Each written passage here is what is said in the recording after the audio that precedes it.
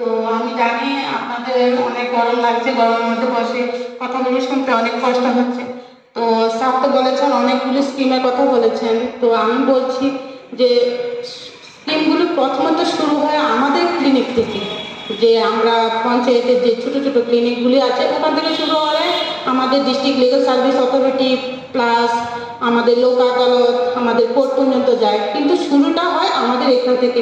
যারা নিতে চায় সহজভাবে সহজ পদ্ধতি নিতে চায় বিনা পয়সায়, যেমন আমাদের স্যারকে আমাদের পঞ্চায়েতে নিয়োগ করে রেখেছেন বিনা ওদেরকে স্যারদেরকে সরকারি পয়সায়, যে আমাদের পয়সা লাগবে না। তো আমরা যদি সবকিছু জানতে চাই, আমরা তো সবকিছু জানি না, স্যার তারা সবকিছু জানেন, আইনের সম্পর্কে সবকিছু জানেন। তো আমাদের মাধ্যমে যদি চান যে আপনারা কোনো কিছু নিতে চাইছেন, বুঝতে চাইছেন আইন সম্পর্কে, তো ওগুলো যদি চান আমাদের মারফতে আমি স্যারকে সাহায্য নিতে পারবো। তো আমরা আপনাদের যথেষ্ট হেল্প করতে পারবো। যেমন আপনারা তো জানেন যে যেগুলো কাগজপত্র করতে গেলে কি হয়, যে কোর্ট থেকে নিতে গেলে অনেক টাকা খরচ করতে হয়। তো আমরা সরকার আমাদেরকে টাকা দিয়ে বসিয়ে রেখেছে, যাই দেয় কিছুটা পরিমাণ দেয়, যাই দেয় তা আমাদের সরকার বসিয়ে রেখেছে আপনাদেরকে হেল্প করার জন্য। তো আমি চাই আপনারা আমার কাছে আসুন, আমি আপনাদের কোনো টাকা লাগবে না, আমি নিজ পরিশ্রমে আপনাদের সুযোগ করিয়ে দেব।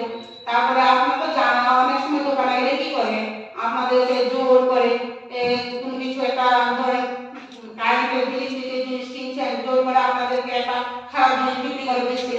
তো আপনারা কি করেন, কোনো উপায় পান না, এই খারাপ জিনিসটাকে নিয়ে যখন দোকানে যাবেন ফেরত দেওয়ার জন্য, তো কি করে ওরা আপনাদের সঙ্গে ঝগড়া করে খারাপ বিহেভিয়ার করে। তো ওটার জন্য আমাদের একটা ভোক্তা আদালত আছে, যে আমাদের কোর্টের মাধ্যমে ওখানে গিয়েও আপনারা ওগুলি ভোক্তা আদালতে যদি আপনারা অ্যাপ্লিকেশন করেন, জানান, ওগুলো আপনাদের সাহায্য করতে পারেন। তো অনেক আইন আছে যে আমরা বুঝি না, জানি না, বুঝতে পারি না।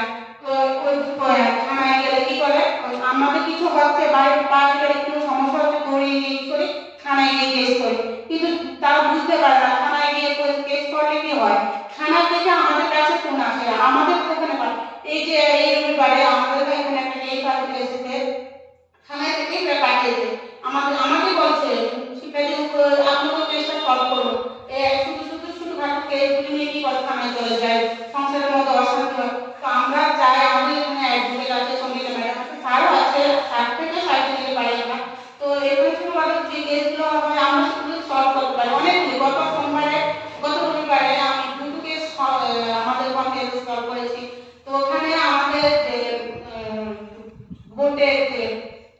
ভোট করছে, তারা কাজ করছে, অনেক ঘর ভর্তি মানুষ, তারা দেখে অনেক খুশি হয়েছে। তারা বলছে বাবা এখানে তো কিছু ভালো কাজ হয়, এখানে কেস সলভ হয়।